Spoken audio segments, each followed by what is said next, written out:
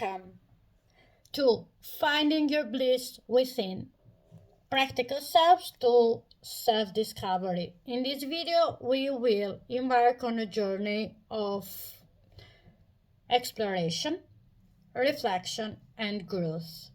Imagine a life filled with joy, purpose, and fulfillment. That is the essence of bliss. And it resides within each of us, waiting to be uncovered. But how do we find it?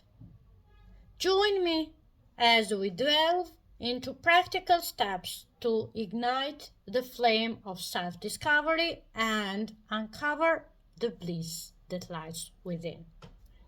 So, please like, share, and subscribe to my channel for me to create more blissful content continuously. One day, I opened my business first Facebook page for my business, and I gave it the name Follow Your Bliss. Well, my best business advisors, my nephews, wanted me to call it just Aurora's channel, but I had this phrase all over my mind when I decided on it. And so my business became the embodiment of an amazing idea: how to follow your bliss. And now I have changed the name again into Life Tarot with Aurora, because I love to talk about life. I love to talk and to do tarot readings. I love tarot. And I love Aurora. That is me. I love these three subjects. How did I get here? Let's see the steps. 1. By practicing mindfulness. My first encounter with guided meditation was in 2020, during the pandemic, when me and my best friend made a 21 days guided meditation challenge in order to understand your abundance, at the end of which I came out with a lot of self-awareness about my abundance and myself and my reality of the time. Then I went by myself to discover several kinds of meditations, like contemplative, reflective, and guided meditations. I will link below the page of Pura Raza, who has been really helpful on my journey. And I found other beautiful channels on YouTube about meditation, and I ended up with a good bond with mindful meditation and being mindful as a way of living. Things to know if you start to practice mindful meditation, and probably why it is important for you. You can practice anywhere, on the floor, up on your bed, on a bench, on the ground, everywhere. All you need is to have your mindfulness skills with you, a little time and a space, anywhere. This is not a way to quiet your mind. All the contrary, it is a meeting with yourself when you start to pay attention to the present moment without judging what is going on in your mind. When I started this, I was in a diagnosed state of OCD and negative thinking. I was dealing with a lot of negative thinking. Exercising myself to listen to my own thoughts without judging them helped me to understand a lot about the flow of my thoughts and to bring myself no matter what at the present. So it became an incredibly good opportunity to stay on longer meditations since the task was easy peasy. Well, depending on the days. With more practice, I became more present during my daily tasks. I started to give increased importance to what I was doing, allowing my mind to wander. And my mind is great at wandering in any kind of situation. Mindful meditation helped me to be aware of the present moment anyway. 3. During those moments in silence, my inner critic started to make themselves noticed as my mind would go through situations that I had that day, a week before, or 10 years before, depending on the triggers of the day. Mindful meditation helped me to visualize my thoughts as clouds and to allow them to flow while returning to my breath continuously. It helped me to go inside my body and to find the sensations related to the thoughts and letting them pass again by anchoring myself on the present through the breath. Now, after 3 years of everyday meditation practice, I can orient my thinking process and create in my meditation practice my visualizations. I have more inner peace. I can easily calm my mind and my body, and I can feel my energy. How to practice mindfulness? Take a seat. Find a place to sit that feels calm and quiet to you. Set a time limit. If you are just beginning, it can help to choose a brief time, such as 5 or 10 minutes. Notice your body. You can sit in a chair with your feet on the floor. You can sit loosely cross-legged in a lotus posture. You can kneel. All are fine. Just make sure you are stable and in a position you can stay for a while. Feel your breath. Follow the sensations of your breath as it goes out and goes in. Notice when your mind has wandered.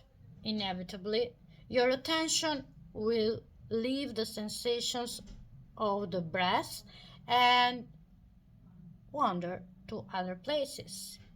When you get around to noticing this, in a few seconds, a minute, 5 minutes, simply return your attention to the breath. Be kind to your wandering mind. Do not judge yourself or obsess over the content of the thoughts you find yourself lost in. Just come back. I love journaling, and I find it one of the best ways of healing in life.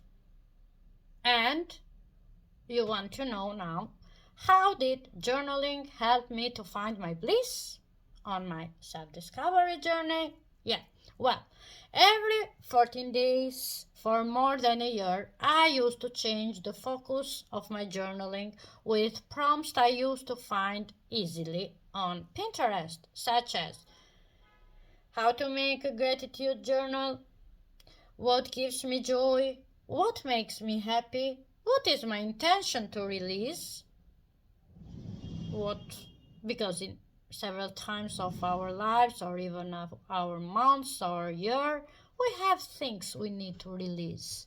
and to make space for other better things. What has been permanently with me since birth? And my daily affirmations. I love my daily affirmations journal. My journaling benefits were perspective on different topics, self-discovery. I could see what topics were continuously part of my journaling to define them as important to me. Reduce stress. When I write like 10 or 20 pages over a conflicted situation, I feel relaxed at the end, and I'm proud of myself for never giving up on the writer within me. Yeah. Journaling provided a good space to challenge my negative thoughts. By writing them down, I could read and see them in an objective way by putting some space and distance between me and them. Keeping journals helps me to remember insights I have had like 3 or 5 or even 10 years ago. And another step is definitely to explore your passions. And it is related with journaling. Another important way, as I said, is to make a list of activities and hobbies that bring you joy. If you have no idea how to do this, I've met a lot of people who has told me, like, I don't know what are my hobbies or activities that bring me joy. Well, Google has a lot of pages with quizzes on how to explore your passions and hobbies. I will link below at the description box one of them that I did for myself, and it was really accurate. You can try it and write to me on the comments if you find it as accurate as me. Then, another important step is the identification of your core values. This helps you to understand what is important in your life or in life. How can we find our core values? Well, one way is to answer the following questions I found in another Pinterest article I will link in the description below.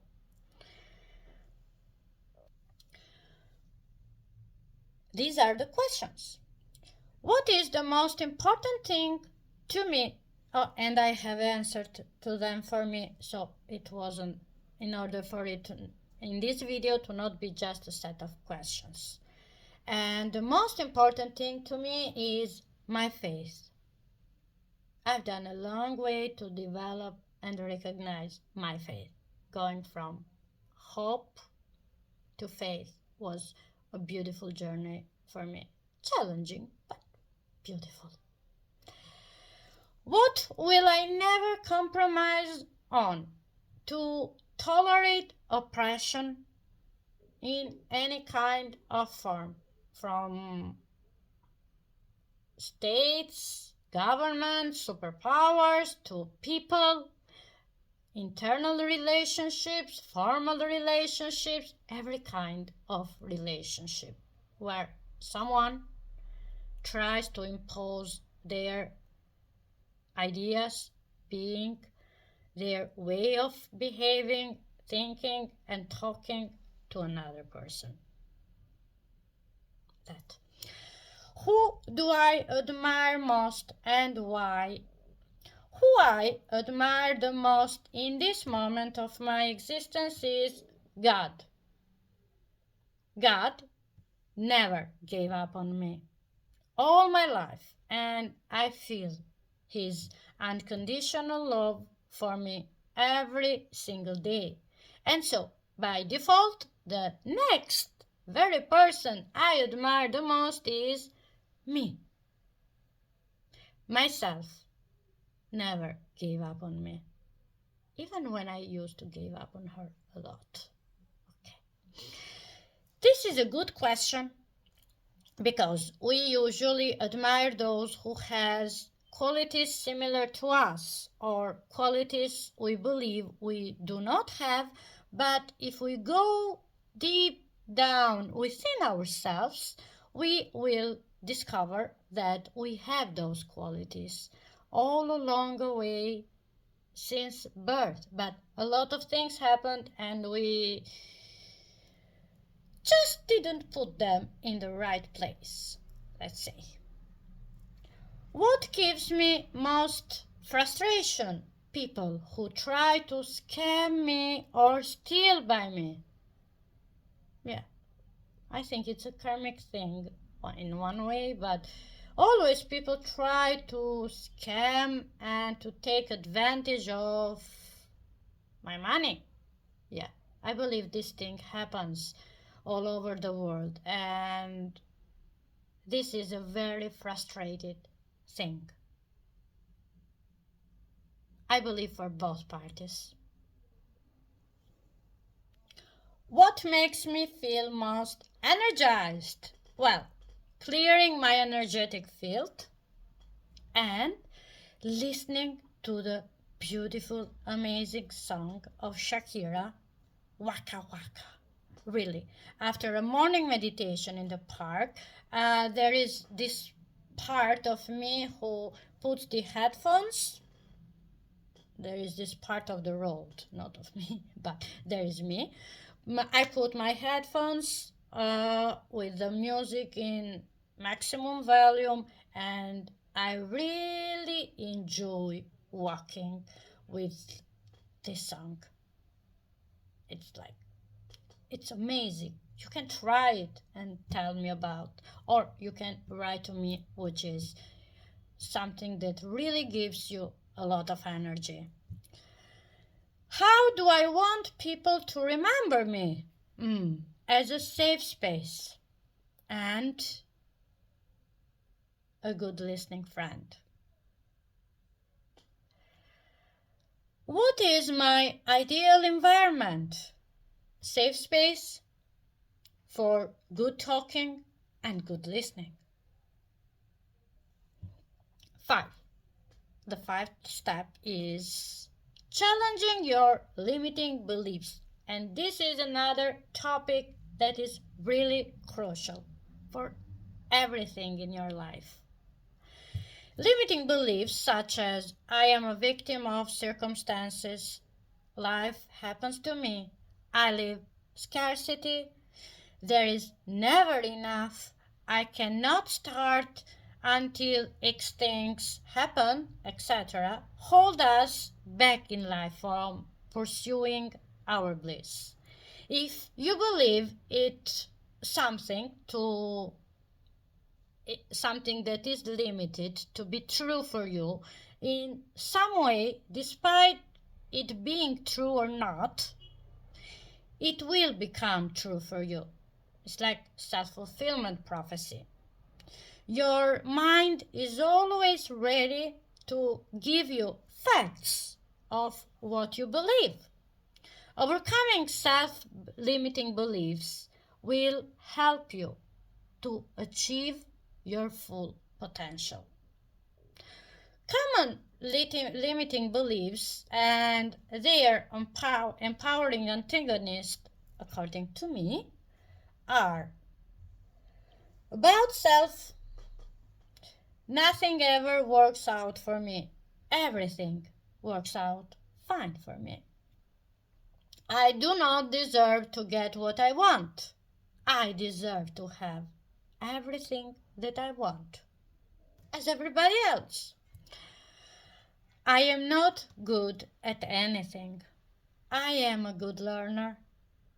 And practice makes perfection. Nobody cares what I think. I care about my positive thinking. Nobody cares what I feel. I care about my feelings. And I know how to set boundaries. Success. I am passed up for every opportunity. I can recognize my opportunities and take good advantage of them. It is hard to find a job I love.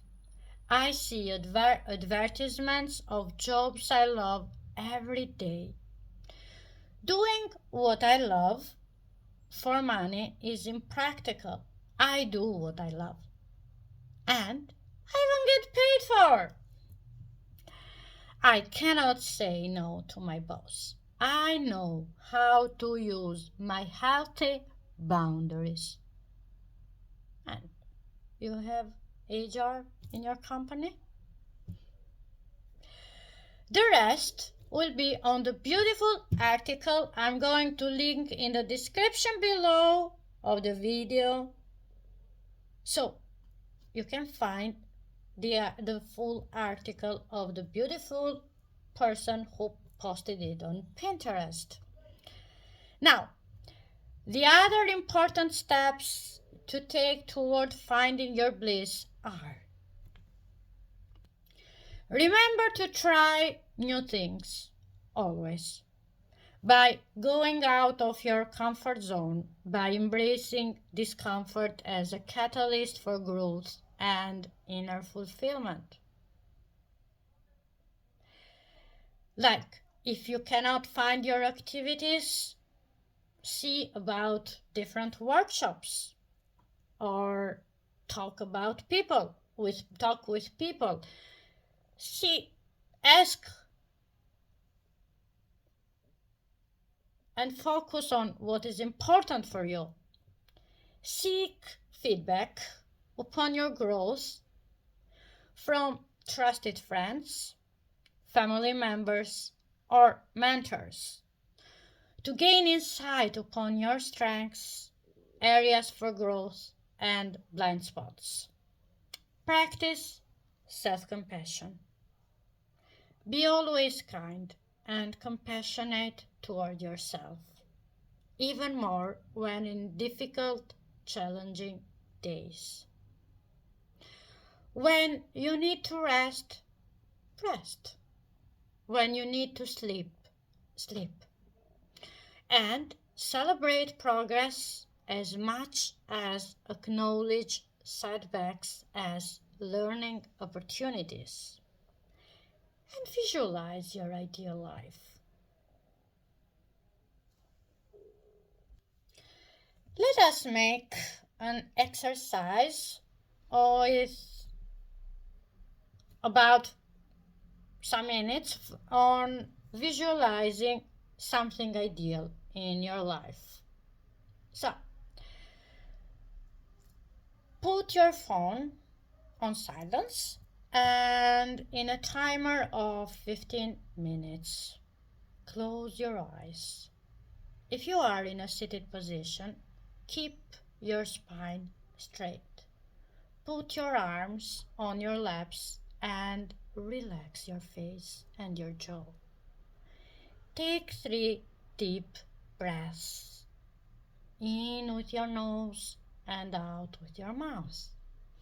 Concentrate now on your breathing. Breathe in and breathe out. Now, believe for a moment that you are having the most beautiful time of your life. Who is there with you? A family member? A loved one? A friend? A co-worker? Where are you finding yourself? In an open space? In a bar? In a restaurant? In a concert? What are you doing? Drinking? Talking? Dancing? Singing? Walking? Laughing? Now, keep creating this situation in your mind until the timer is off. How does it make you feel? Do you want to make this real? What is stopping you? Do you believe you can manifest it? If not, why not? If yes, go on and see even my video on manifestation on this 14 days challenge. And the last step is the one of inspired actions. Inspired actions towards your goal. And please remember, intention without inspired actions is a dream we put inside of us and forget about it through time. When you send a powerful intention out there to the universe with your feelings and have faith that it is done, chances are that it is already done, at least on your energetic level. It already exists as a response of your rocket of desire. Now, it is up to you to bring it from there into your reality. And if you want to know more about this, you can see even Mary Kate's channel, I will link below, who works wonders with manifestation. Or you can follow me. And with this, I close my 6-day or 14 days challenge on how to double my subscribers on YouTube and TikTok. And I invite you to like, share, and comment my videos. And also, please subscribe into my channels, Tarot Life with Aurora, where I want to share with you a lot of beautiful content, blissful content, as weekly tarot readings for all the zodiac signs, life coach materials, Reiki healing videos, and lots of beautiful guidance, I believe, and different ways on how you can find your bliss. Thank you again and have a good day wherever you are in the world. I would love to know where you are in the world too. I would love to hear from you in the comments below the video.